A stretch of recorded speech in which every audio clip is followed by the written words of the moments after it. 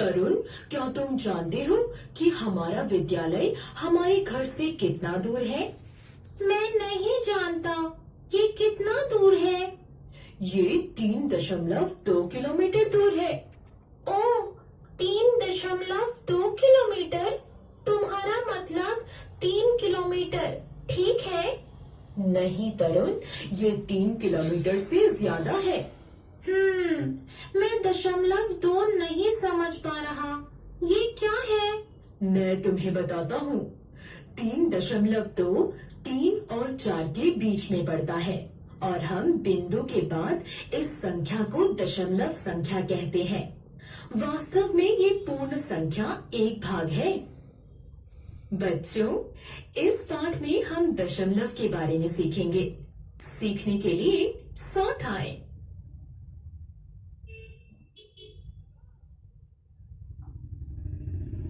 आओ सीखें।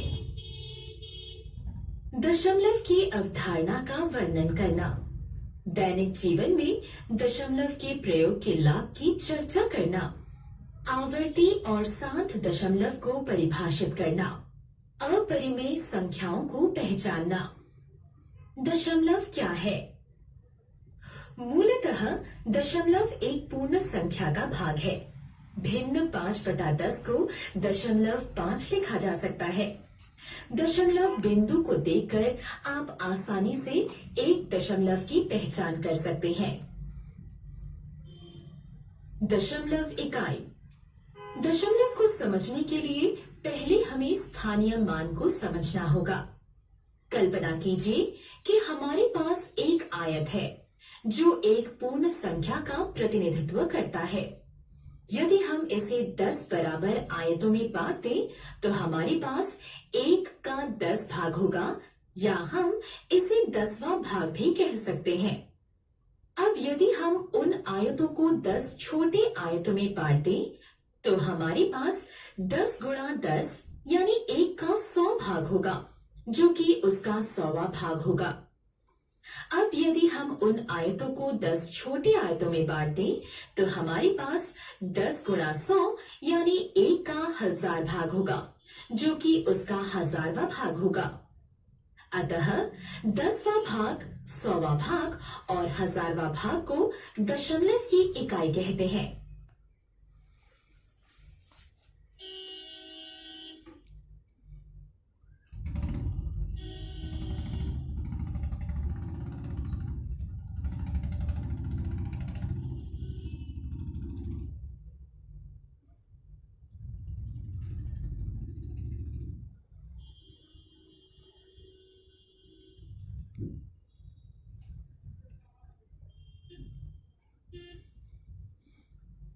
परिचय। वाह, चारों तरफ हरियाली। मुझे गांव में यही अच्छा लगता है। लेकिन वह जमीन खाली है। ऐसा क्यों है पिताजी? साहिल, अब वह जमीन उपजाऊ नहीं है, लेकिन बहुत समय पहले उसमें विभिन्न तरह की फसलें पैदा होती थीं। तब जमीन अनुपजाऊ कैसे हो गई? मृदा अपरदन के कारण बेटा। मृदा अपरदन? यह क्या है पिताजी? बच्चों, मृदा अपरदन आज संसार में पर्यावरण की सबसे बड़ी समस्याओं में से एक है। मृदा अपरदन और संरक्षण, इस पाठ के अंतर्गत इसके बारे में और ज्यादा जानने के लिए हमारे साथ आओ सीखें। मृदा अपरदन को परिभाषित करना, मृदा अपरदन के कारणों को बताना, पर्यावरण पर मृदा अपरदन के पड़ने वाले प्रभावों का वर्णन करना। मृदा, भूमि या मिट्टी, यहां हर जगह है। हम इस पर चलते हैं, इस पर गाड़ी चलाते हैं और पौधे उगाते हैं और बहुत कुछ। मृदा अपरदन, जल या वायु द्वारा मृदा का प्राकृतिक क्षरण मृदा अपरदन कहलाता है। चित्र को देखें। ऊपरी सतह से मृदा का गायब हो जाना और जमीन पर गड्ढे बन जाना मृदा अपरदन का कारण। जल। दोस्तों, मृदा अपरदन का कारण। हवा। मृदा अपरदन का कारण मानवीय गतिविधियां। मृदा अपरदन का प्रभाव। मृदा अपरदन कई अवांछित स्थितियों को जन्म देता है। इसके परिणाम स्वरूप मृदा अपरदन का प्रभाव। मृदा अपरदन से बचाव। मृदा अपरदन पर्यावरण की प्रमुख समस्या है। इसने जंगल से लेकर रेगिस्तान तक पूरी दुनिया को प्रभावित किया है। इसलिए विद्यालय की छुट्टी हो चुकी है। बहुत तेज वर्षा हो रही है। राजू छाता निकालकर खोल लेता है और अपने घर की तरफ चल देता है। अचानक हवा का तेज झोंका आता है और उसका छाता उड़ा ले जाता है। वह पूरी तरह भीग गया है। वह वायु। उद्देश्य। इस पाठ के अंत में आप निम्न करने में सक्षम के कारणों को बताने में। वायु के गुण। बच्चों, हम सब जानते हैं कि वायु हमारे चार कागज का बैग लीजिए। इसमें वायु भरकर इसके मुंह को बंद कर दीजिए। क्या यह फूला हुआ दिख रहा है? अब बैग में एक छेद की इसलिए हुआ क्योंकि बैग के अंदर जो वायु थी वो छेद से निकल गई और इसका मुंह बंद कर दीजिए।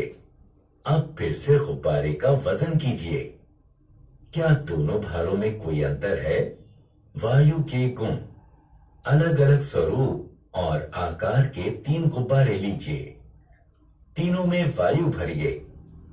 हवा भरे गुब्बारे क्या एक दूसरे से भिन्न नजर आ रहे हैं? सी पात्र का स्वरूप ग्रहण कर लेती है जिसमें रखी जाती है। समीप के पार्क में जाइए। एक सीधी रेखा में दौड़ना शुरू कर दीजिए। अपने शरीर पर एक रुमाल बांध लीजिए और दौड़ना जारी रखिए। क्या रुमाल नीचे गिरता है? नहीं, यह नहीं गिरता। आसपास की वायु रुमाल पर दबाव जाने वाले दबाव को वायुमंडलीय दबाव कहते हैं। अधिक ऊंचाई पर वायु का घनत्व कम हो जाता है, इसलिए ऊंचाई बढ़ने के साथ ही वायुमंडलीय दबाव कम होता जाता है। आत्म मूल्यांकन। आइए जांच करें कि आपने क्या सीखा है। सही उत्तर चुनने के लिए सही विकल्प पर क्लिक करें। पुनः प्रयास करें। बहुत अच्छे। वायु के अवयव। वायु गैसों का मिश्रण है। हवा में मुख्यतः 3 गैसें उपस्थित होती हैं। नाइट्रोजन N2, ऑक्सीजन O2 और कार्बन डाइऑक्साइड CO2। गैसों के अतिरिक्त वायु में जलवाष्प, धूल के कण और कुछ दूसरी गैसें भी होती हैं जिन्हें नोबल गैस कहते हैं। क्योंकि नोबल गैसें नगण्य मात्रा में पाई जाती हैं, इसलिए वायु के घटकों का महत्व। वायु का प्रत्येक घटक महत्वपूर्ण है और निर्वाह के लिए इसकी गति है। क्योंकि यह जल में घुल जाती है, इसलिए सॉफ्ट ड्रिंक्स बनाने में इसका प्रयोग होता है। अग्निशामकों में कार्बन डाइऑक्साइड का प्रयोग होता है। जल वाष्प जल चक्र में एक महत्वपूर्ण भूमिका निभाते हैं। यह सूर्य से विकिरित होने वाली इंफ्रारेड किरणों से पृथ्वी की रक्षा करके पृथ्वी के तापमान को संतुलित रखता है। आत्म मूल्यांकन। आइए देखते हैं कि आपने क्या सीखा है। निम्नलिखित का मिलान करिए।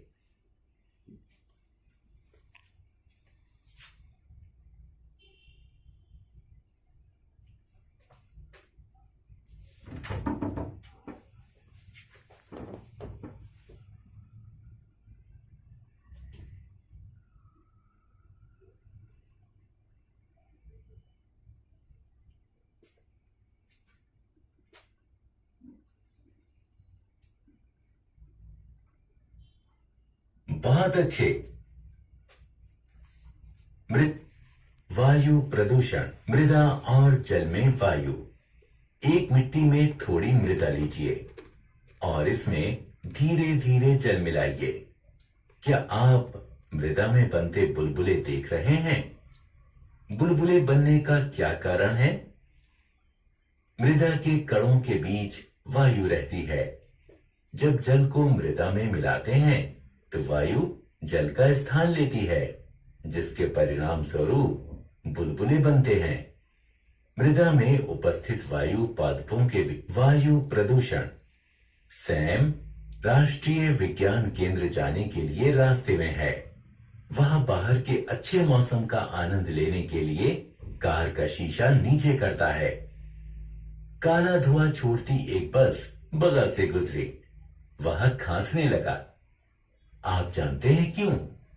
गाड़ी से निकलने वाला धुआं वायु को प्रदूषित करता है। जब इसे श्वास के साथ अंदर लिया जाता है तो यह श्वसन नली और फेफड़े को उत्तेजित कर देता है। कारखानों से निकलने वाले हानिकारक रसायन भी वायु को प्रदूषित करते हैं। पेंट, वार्निश और स्प्रे में पवन शक्ति। गतिशील वायु को पवन कहते हैं। पवन बादलों को चलाते हैं और पृथ्वी पर समान रूप से विस्तृत वर्षा कराते हैं। पवन शक्ति का प्रयोग विद्युत उत्पादन, बैटरी को चार्ज करने, जल निकासी, कृषि की सिंचाई इत्यादि में होता है। पवन शक्ति के प्रयोग का सबसे बड़ा लाभ है कि पवन अक्षय है। आत्म मूल्यांकन। आइए जांचें कि आपने क्या सीखा है। सारांश। आइए हमने जो कुछ सीखा है उसे संक्षेप। गाड़ियों से निकलने वाला धुआं कारखाने, पटाव, पेंट, वार्निश और स्प्रे वायु को प्रदूषित करते हैं। पवन शक्ति का प्रयोग विद्युत उत्पादन, बैटरी को चार्ज करने, जल निकासी, कृषि की सिंचाई इत्यादि में होता है।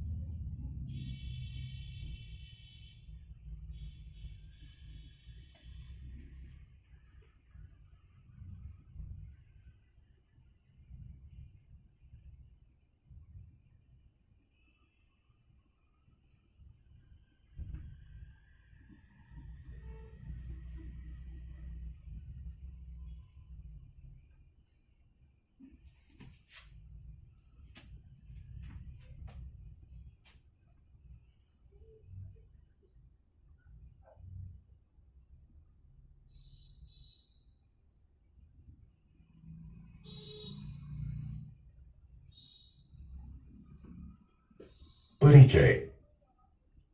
प्रिय बच्चों, साझेदारी एक अच्छी आदत है। साझेदारी हमें भिन्न संख्याओं के बारे में सिखाती है। हम भिन्न संख्याओं का उपयोग अलग अलग वस्तुओं जैसे केक तथा चॉकलेट इत्यादि। उद्देश्य। इस पाठ के अंत में आप जानना भिन्न के सरलतम भिन्न की परिभाषा। भिन्न शब्द पूर्ण के कुछ हिस्सों को उनका कोई भी एक हिस्सा 1/2 को दिखाएगा। उदाहरण, भिन्न 3/4 क्या दर्शाता है? यह भिन्न एक पूर्ण भाग के 4 हिस्सों में से 3 हिस्सों को दर्शाता है। नीचे दिए गए प्रत्येक चित्रों में छायांकित भाग प्रत्येक चित्र के पूर्ण भाग का 3/4 भाग दर्शाता है। एक कक्षा में 10 लड़कों तथा 20 लड़कियों का अनुपात भिन्न 2/3 के रूप में निरूपित होगा। भिन्न 2/3 में संख्या 2 अंश कहलाता है, वहीं संख्या 3 भिन्न का हर कहलाता है। संख्या रेखा पर भिन्न का निरूपण। बच्चों, अब भिन्न को संख्या रेखा पर निरूपित करना सीखेंगे। मान लो